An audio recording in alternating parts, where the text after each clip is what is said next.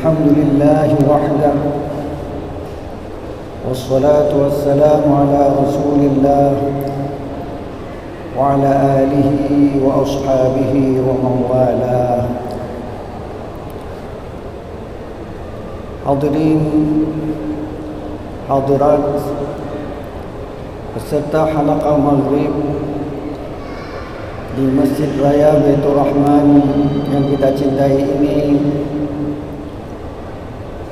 para pendengar radio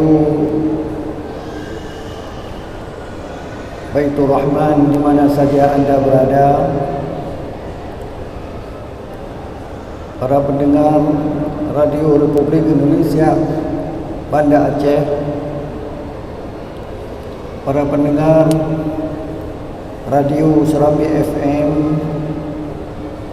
dan para pendengar radio-radio lainnya yang turut serta menyebarluaskan halaqah maghrib yang berasal dari Masjid Raya Baitur Rahman Banda Aceh.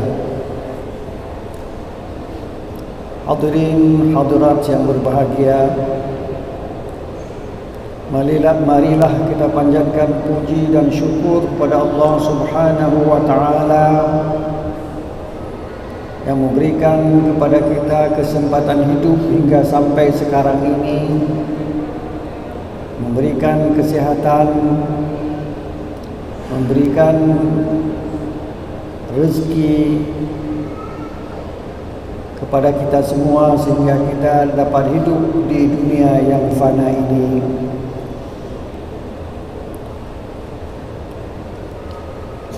Selawat beriring salam tidak pernah lupa kita sampaikan kepada baginda Rasulullah sallallahu alaihi wasallam, kepada keluarganya, kepada para sahabatnya, kepada para tabi'in, kepada tabi'in, kepada para ulama dari dulu hingga sekarang ini, juga kepada seluruh umat Islam yang ada di muka bumi ini. Hadirin hadirat yang dirahmati Allah, tadi Masjid Raya dikunjungi oleh Duta Besar negara Palestina. Beliau berceramah sesudah salat Jumat, menceritakan bagaimana kejamnya Israel. Mereka membunuh, kalau tentera yang dibunuh itu masuk akal, karena tentera saling membunuh. Kalau tidak dibunuh maka dia akan terbunuh. Tapi Israel, tentera Israel, kata duta besar tadi, yang dibunuh anak-anak kecil yang tidak tahu memegang senjata. Mereka mati terbunuh, dan rumah-rumah sakit dibom oleh Israel. Ada yang mengatakan Israel itu sama dengan Yahudi. Duta besar tadi mengatakan Yahudi dengan Israel beda. Kalau Yahudi itu agama, Nasrani itu agama, Islam itu agama. Tapi kalau Israel ini kumpulan orang-orang yang ingin mengatur semua yang ada di muka bumi ini untuk kemaslahatan mereka. Mereka pergi ke negara-negara Afrika negara Afrika itu tidak semaju negara Eropah. Maka mereka mengatakan, kalian ini belum maju, kami akan bantu kalian. Mulailah mereka mengadakan hubungan diplomatik dengan Israel. Israel masuk, bukan bangunan yang dibangun, tetapi mereka membuat tempat-tempat untuk intelijen mereka. Jadi apa saja yang terjadi di Afrika diketahui oleh orang Israel. Banyak lagi cerita-cerita dia tadi yang tidak mungkin saya ulangi kembali. Mungkin sudah ada di YouTube atau di tempat-tempat yang lain. Hadirin hadirat yang berbahagia, yang penting Israel jangan masuk ke Indonesia. Kalau masuk ke Indonesia, dia akan bikin tempat-tempat intelijen ditaruh di Aceh, maka keadaan orang Aceh diketahui di Tel Aviv, negara Israel. InsyaAllah hubungan kita dengan Israel tidak ada. Hadirin hadirat berbahagia, sambil kita duduk beriktikaf menunggu tibanya waktu Isya, tidak salah kiranya kita membacakan beberapa potong ayat suci Al-Quranul Karim dan kita memahaminya sesuai dengan kemampuan yang ada pada kita. Kalau kemampuan kita terbatas, kita akan belajar lagi pada orang yang lebih cerdas dari kita. Ayat yang kita baca pada malam ini adalah firman Allah yang berbunyi, A'udzu billahi minasyaitonir rajim. Bismillahirrahmanirrahim. Iqra kitabaka kafa binafsika al-yawma 'alaika hasiba. Ayat 14 dari surat Al-Isra. Kita semua mati. Yang tidak mati adalah Allah Subhanahu wa ta'ala. Maka yang mati itu, kalau manusia, dia akan berada di alam barzakh. Kemudian dia hidup di alam mahsyar. Di sana, Iqra kitabak, bacalah buku untukmu. Rupanya kita atau setiap kita mempunyai buku. Buku saya beda dengan buku orang lain. Saya menginginkan saya bisa masuk surga. Orang lain bisa masuk surga, tapi surga yang dia peroleh lebih tinggi daripada surga yang diberikan kepada saya. Itu tergantung kepada amal kebaikan yang dia kerjakan di dunia ini.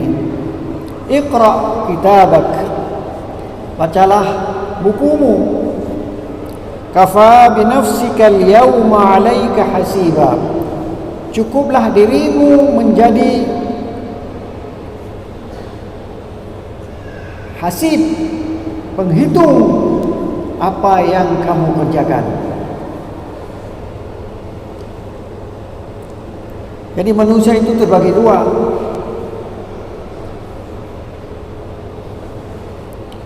Ada manusia yang berbahagia, bukunya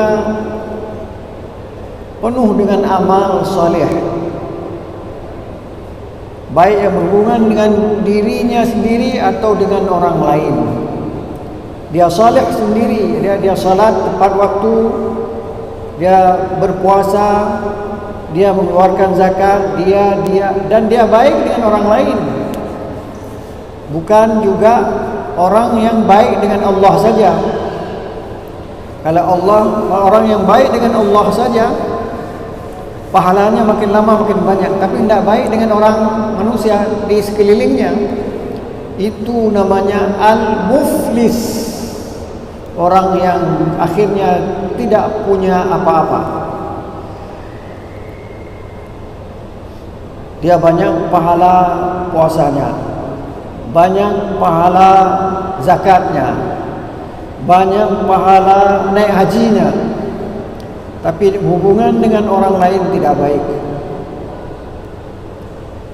Dia mencerca orang, dia memaki orang, dia ingin memukul orang, macam-macam kalau hubungan dengan orang lain. Orang ini, kata Rasulullah, semua amal baiknya akan diberikan kepada orang yang dicaci itu, orang yang dicuri hartanya, orang yang dimaki, orang yang ditempeleng oleh dia, orang yang dizalimi oleh dia. Akhirnya kebaikan yang banyak itu diberikan kepada orang lain. Akhirnya dia tidak punya apa-apa, dia dijeblos ke dalam neraka.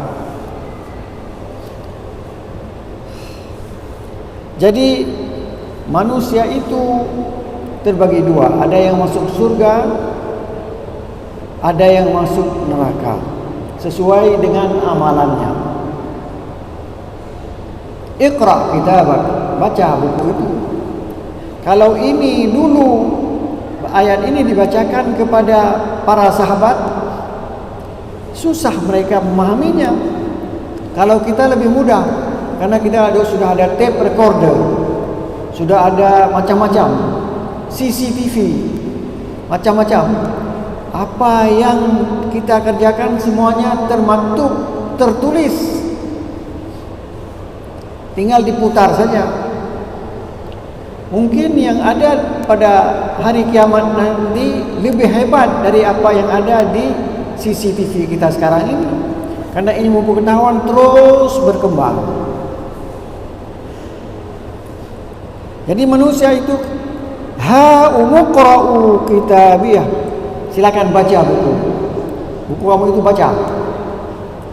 Kalau baik, diperlihatkan kepada orang lain. Nah, ini buku saya baik sekali. Seperti anak-anak yang naik kelas pemuncak, dia kasih lihat sama orang lain, nih saya. Tapi kalau sebaliknya, kalau anak yang tidak naik kelas, banyak merah, dia sembunyiin. Jadi mereka yang bukunya baik, wujuhun yawma idzin wujuhun yawma idzin musfirah dhahikatun mustabshirah. Muka mereka pada hari itu berseri-seri, seperti orang yang mendapat hadiah. Dhahikah, ketawa. Mustabshirah, gembira. Itu yang calon penghuni syurga. Sementara orang penghuni neraka, wa wudi'al kitab, diserahkan kepada orang itu kitab, buku dia. Fataral mujrimina, kamu akan lihat orang-orang yang jahat, musyfiqin, sedih, mimma fihi, kena isinya itu tidak menyenangkan. Persis seperti anak-anak, merah semua. Wa yaquluna ma li hadzal kitab, mereka berkata, kenapa buku ini la yughadiru saghiratan wala kabirah illa ahsaha, tidak meninggalkan sedikit pun, baik pekerjaan yang kecil maupun pekerjaan yang besar, semuanya termaktub dalam buku itu.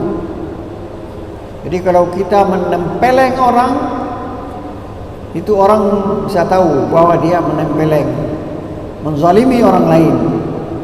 Tapi kalau sendirian duduk di bulan puasa, di kamarnya sendiri. Jam 11 minum kopi dia sendirian.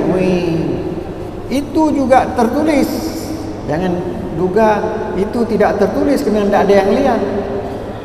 Allah melihat. Manusia pun bisa melihat. Kalau dibuka CCTV-nya, itu kelihatan, diputar lagi, itu kamu enggak puasa pada hari ini, tanggal ini, kamu enggak puasa. Ini buktinya.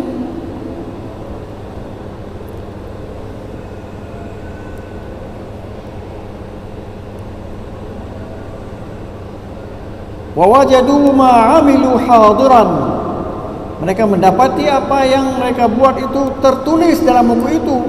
Wala yazlimu rabbuka ahada.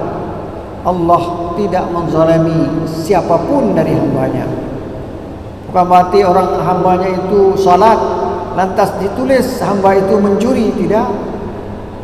Kalau hamba itu salat, yang tertulis dia salat. Ma yalfidhu min qawlin illa ladaihi raqibun atid. Apa saja yang diucapkan oleh manusia, ada malaikat raqib menulis yang baik, atid menulis yang jahat. Ada hadis Nabi SAW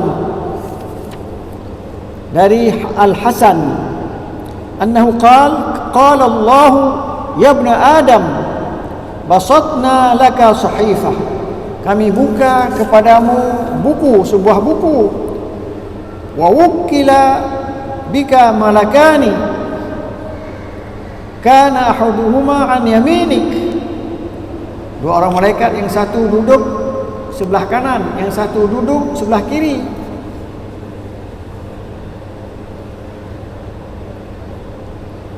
Kana ahaduhuma an yaminik wal akharu an yasarik. Satu di kanan, satu di kiri. Fa amma alladhi an yaminika fayahfazu hasanatik. Yang malaikat sebelah kanan, dia hanya menulis yang baik-baik saja. Sebenarnya yang di sebelah kiri menulis yang jahat, yang jelek-jelek saja. Fa'mal ma syi'ta. Silakan kerja. Kita bebas bekerja. Saya hari ini sedang duduk di masjid. Tiba-tiba syaitan membisik, yaitu kedaimu itu sedang dibuka oleh pencuri, pergi ke sana. Begitu kan? Langsung orang itu keluar dari masjid, pergi ke kedai, tidak ada apa-apa. Tidak ada pencuri yang mencuri. Yang penting kita jangan salat Aisyah berjamaah di sini. Itu tujuan dari syaitan tadi.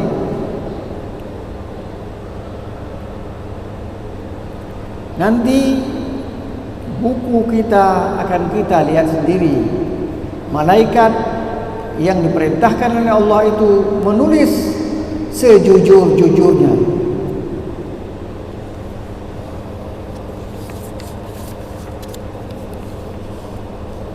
Ini berita tentang manusia yang hidup di dunia ini. Boleh jadi nanti penghuni syurga. InsyaAllah kita ingin jadi penghuni syurga. Kalau salah, kita akan menjadi penghuni neraka. Na'udzubillahi min dzalik. Itu ayat ke-14. Kita baca ayat yang ke-15 dari surat Al-Isra. Man ihtada fa innama yahtadi li nafsihi. Siapa saja yang mendapat petunjuk, petunjuk itu beruntung untuk dirinya. Bahkan juga beruntung kepada orang lain. Kalau seorang istri mendapat suaminya yang saleh, dia hidup bahagia di rumahnya. Man ihtada fa innama yahtadi li nafsihi.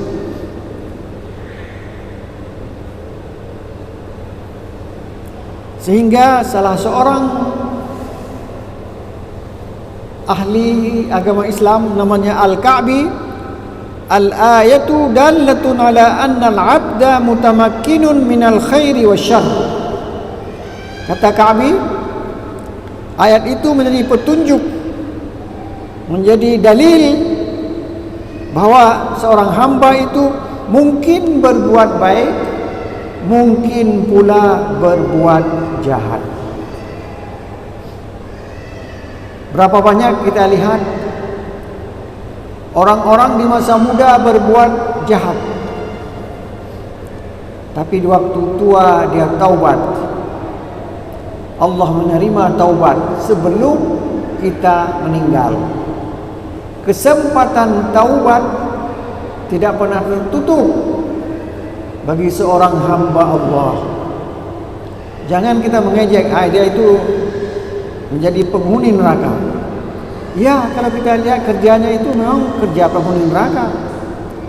Siapa tahu dia sebelum mati dia bertaubat, maka dia akan menjadi penghuni syurga.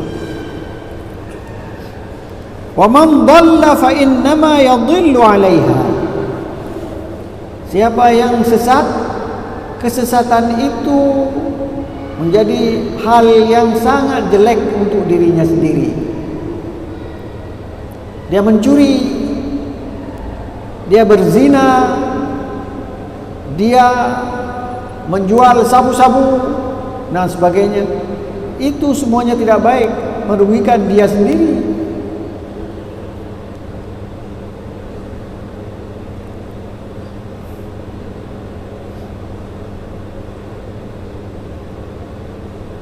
Maka kita harus berteman dengan para ilmuwan atau tengku untuk kita tanya mana yang baik, mana yang buruk. Kalau kita sendiri tidak tahu mana yang baik, mana yang buruk. Yang baik para tengku, para ulama, para ilmuwan sudah membaca Al-Quran, ini baik. Makan, minum, itu baik. Tapi kalau terlampau banyak makan, terlampau banyak minum, itu enggak baik lagi. Kulu washrabu wa la tusrifu. Minum, kulu, makan, washrabu, minum, wa la tusrifu. Jangan melampaui batas.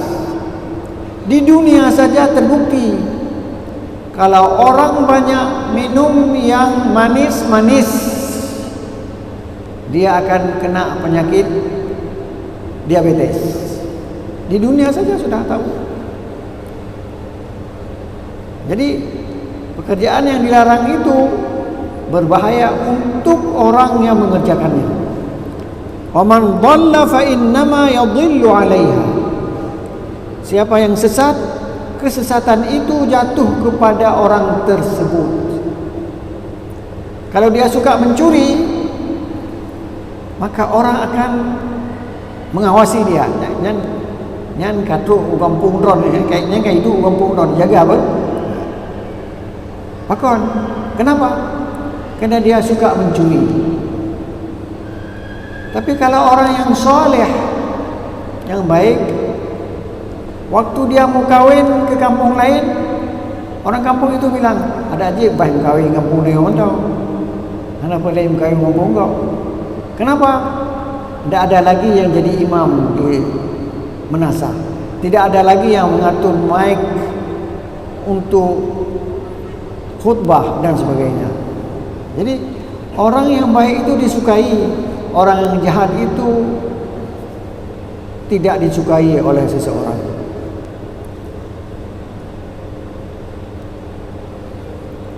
Sekarang ayat Al-Quran mengatakan wala taziru waziratun wizra ukhra. Orang mendapat petunjuk, dia dapat pahala. Orang yang sesat mendapat dosa.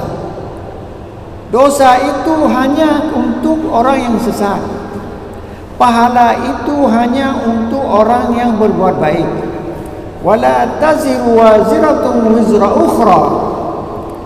dia tidak menanggung dosa orang lain. Dosa orang lain menanggung. Kalau dosa pribadi dia, untuk dia sendiri. Tetapi hadirin hadirat yang berbahagia,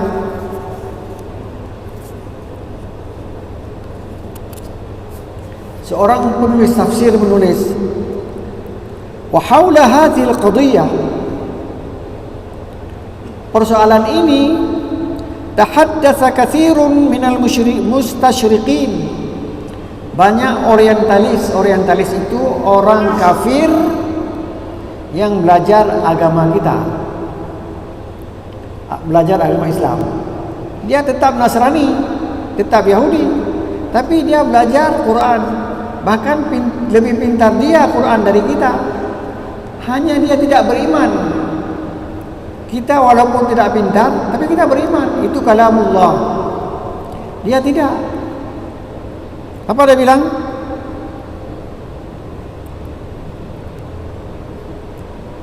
Fawaqafu 'inda hadhihi al-ayah. Ayat wala taziru waziratun wizra ukhra.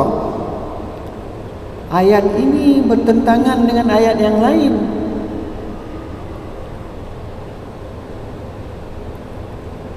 Apa bertentangannya? Coba lihat ayat 13 surat Al-Ankabut.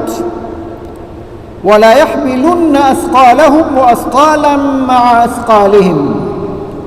Mereka nanti di hari kiamat akan membawa beban berat karena pekerjaan jelek yang dia kerjakan, dan beban yang dibuat oleh orang lain bersama beban dia. Jadi dia membawa dua beban. Tadi dibilang kalau orang berbuat jahat hanya untuk orang jahat saja, tapi orang jahat ini membawa dua beban. Dua beban, yang satu beban kejahatan dia sendiri, kedua beban orang lain dia bawa juga. Kata orientalis itu, ayat ini bertentangan. Itulah, coba lihat, Al-Quran itu bukan firman Allah, karena dia bertentangan satu dengan yang lain.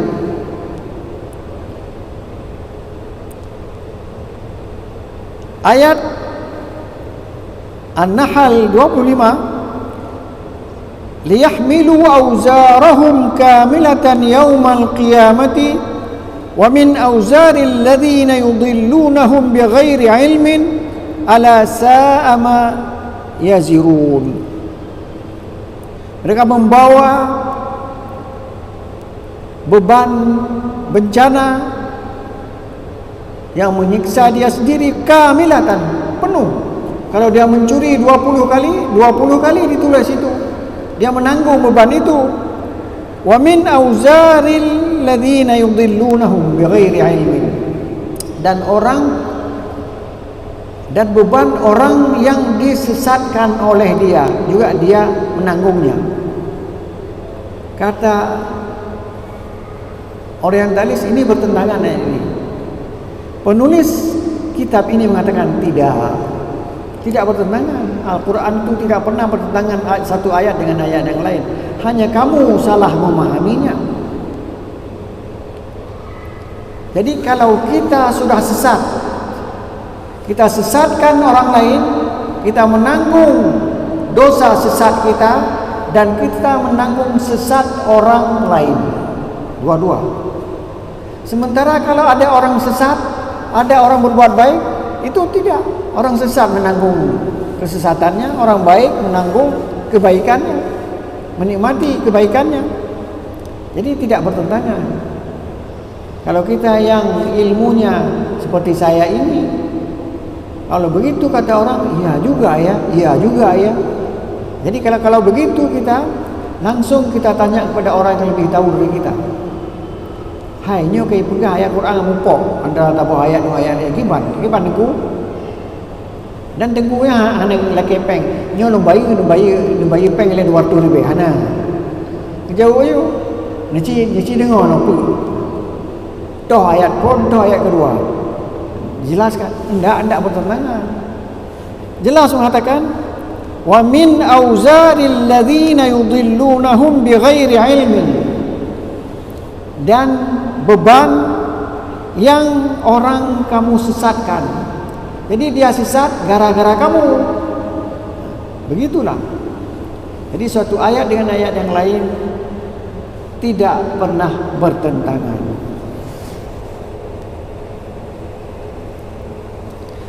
Hanya orang kafir melepaskan diri nanti di hari akhirat, bukan sekarang, di hari akhirat. Inna wajadna aba'ana ala ummatin, kami mendapat bapak kami menjadi satu umat. Umat apa?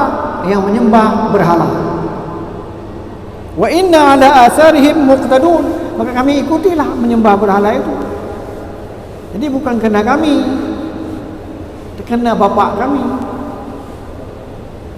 Itu bisa dijawab, kamu kan punya akal.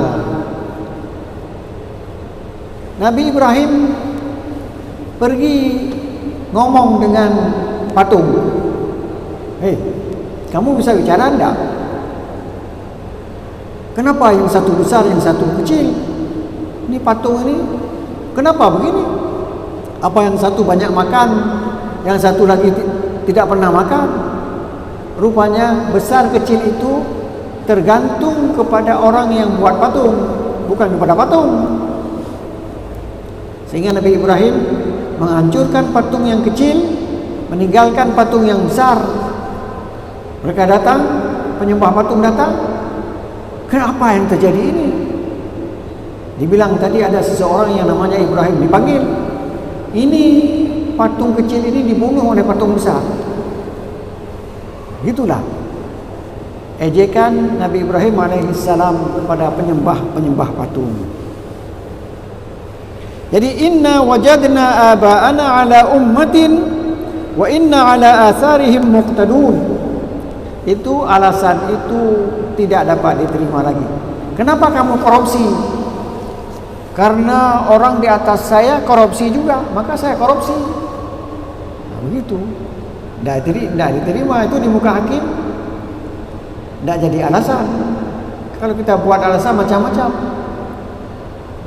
saya begini, saya begitu. Biasanya kalau sudah begitu, orang melepaskan diri. Hanya urusan mandul, don bubut, don naule, don pikiran, pakuan bubut, terserah. Begitulah keadaan manusia itu. Wa ma kunna mu'adzibina hatta nab'atsa rasula. Kata Allah, kami tidak akan mengazab suatu umat sebelum kami kirim seorang rasul mengatakan ini kerjakan, ini jangan kerjakan. Kita sudah dikirim Nabi Muhammad sallallahu alaihi wasallam. Nabi sudah wafat. Kalau begitu tidak ada lagi Nabi. Ada apa yang disampaikan oleh Nabi Muhammad termaktub dalam Al-Quran, termaktub dalam hadis. Al-Quran dan hadis ditafsirkan, dijelaskan oleh para ulama. Di peran ulama di sini penting, karena mereka lah yang bisa memahami apa maksud dari sebuah ayat dan apa maksud dari sebuah hadis.